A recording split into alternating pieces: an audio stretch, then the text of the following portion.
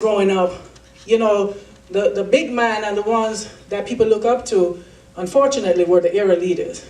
They kind of take over. You don't have that great example of, people saying, look at that one come out of the ghetto, she's a doctor, she's a lawyer, or whatever. It's just the era leaders. And I didn't like that. I wanted to be one of the ones that came out, and a kid can say, you know what, she came from the ghetto, and she did that. When I was also growing up, he said, I'm Longfoot, yeah. Get a lot of teasing. Gala, giraffe. I'm not even talking about just from the kids, I'm talking about adults. Now you can't escape it, because you cannot escape, unless I cut off my foot, can't escape it, right? So that was one of the most difficult things to go through when you talk, because you can't hide it. You can only walk like this. And my mother saw me one time and said, you better straighten up. I'm not gonna accept that. You gotta be proud, it's a blessing. But you don't see that at this way. You don't see it as a blessing. Why I have to be taller than everybody? Why my foot be so long? So I decided that's the way I can get over this is going to track. So from Jamaica, once you get pushed out of the belly, you start run, right? Yeah. Yeah, run from your baby. That's to pull you out, you just start.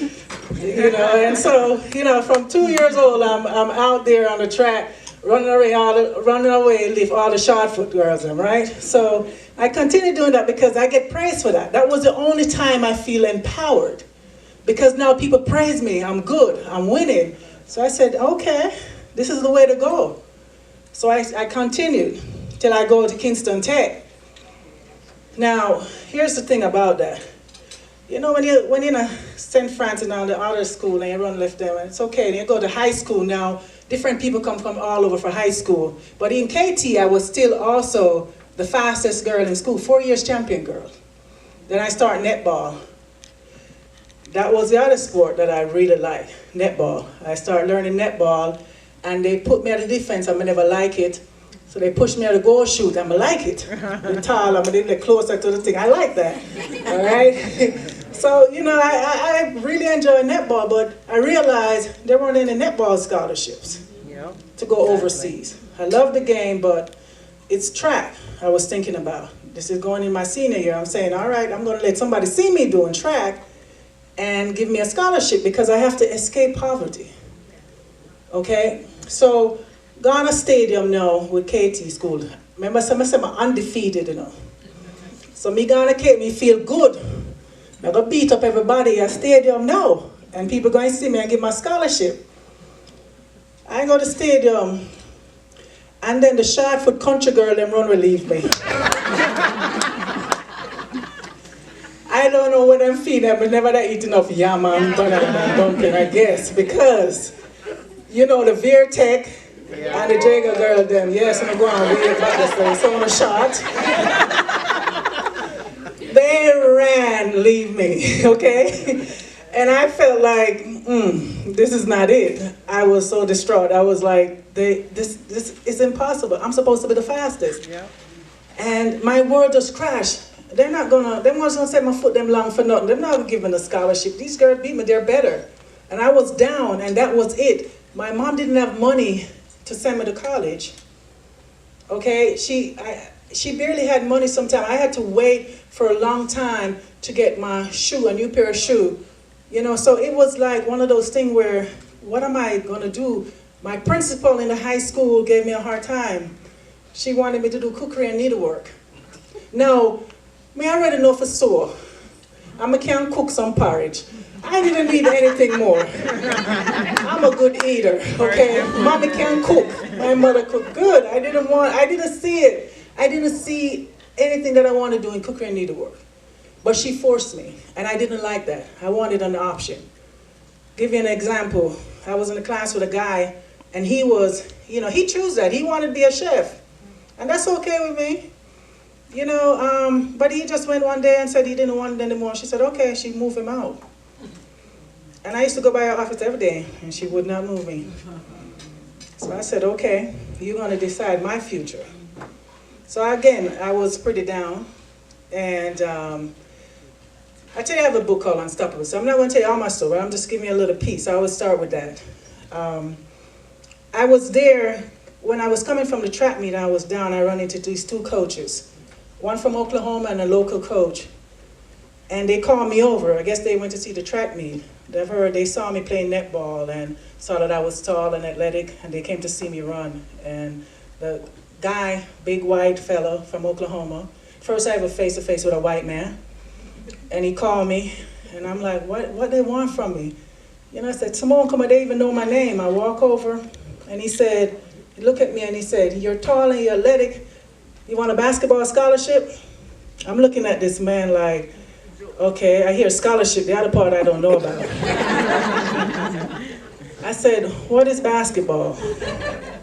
He started explaining. The local coach, Smiley, he daily started telling me what it's about and everything. And I said, okay, that sounds good. I go foreign. That's all right. I ran home and tell Mommy, may I go foreign? May I have scholarship? She said, for what? I said, basketball. She said, what up? I said, I don't know. But may I go train? May I go foreign? Now, nothing gonna come between me and this scholarship. I don't know the game, but here's the opportunity. And I wanted that opportunity. I saw it as a blessing.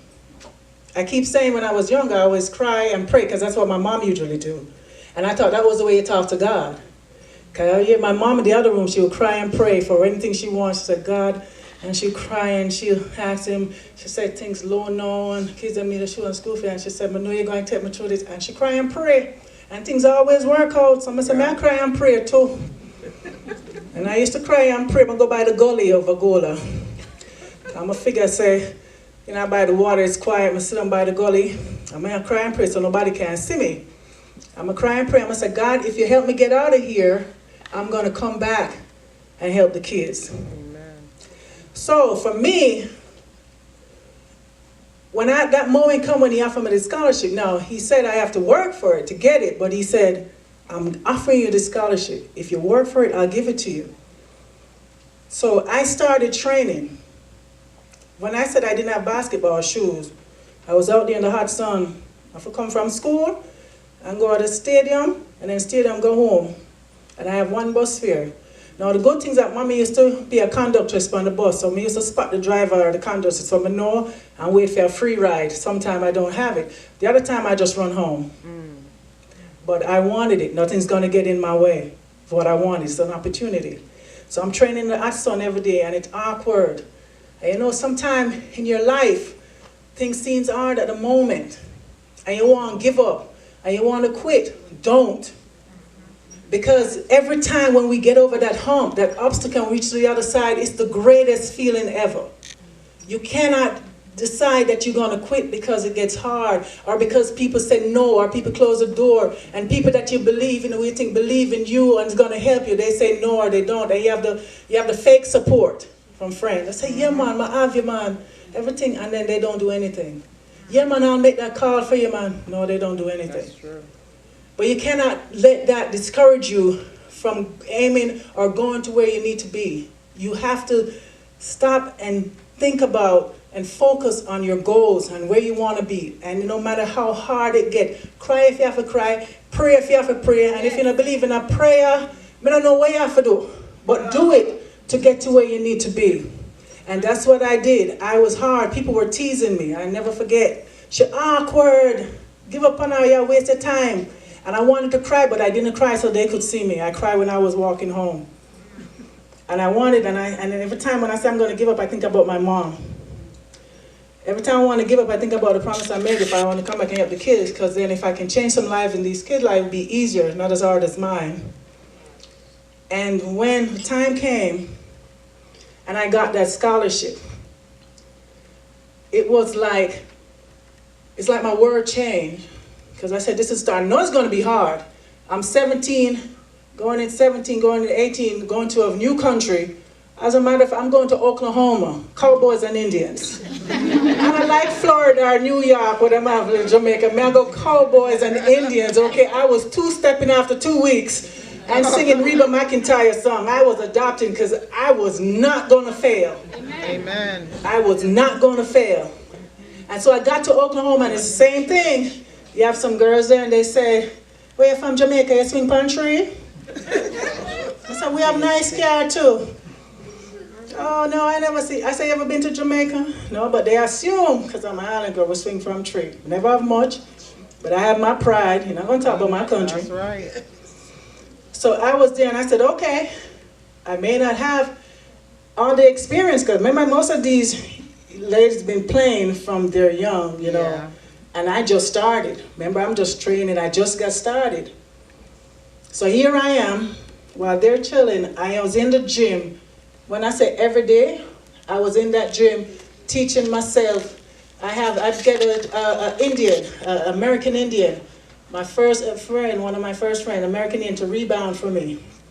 And I was in there shooting, working on my move. I asked the coach to help me. And by the end of my season, my first year in Oklahoma, the coach called me in the office and he said, "Simone, you're All-American." I said, "Coach, me all Jamaican, you need to take that off for the platinum. I can't go home to Jamaica with all American. If you know I'm Jamaican, why didn't you tell them I'm Jamaican, coach?" I didn't even know what an All-American was. And that's something I've accomplished in 1 year. So one other thing I love to tell, especially young ladies that are in sport, netball, basketball, track, it don't matter what sport you're in. Once it's a skill game, you have no excuse. Sometimes we look at others that say, "Oh, because she played a long time." I say, "No, I can't use it. I'm an example. You can't tell me because I play." You need to take time, listen to your coach, work on your game, put extra time in like you do anything else in life. You have to be committed. You have to be disciplined. And you have to stay focused. Yeah. And that's what I keep doing. And that's why I keep telling you.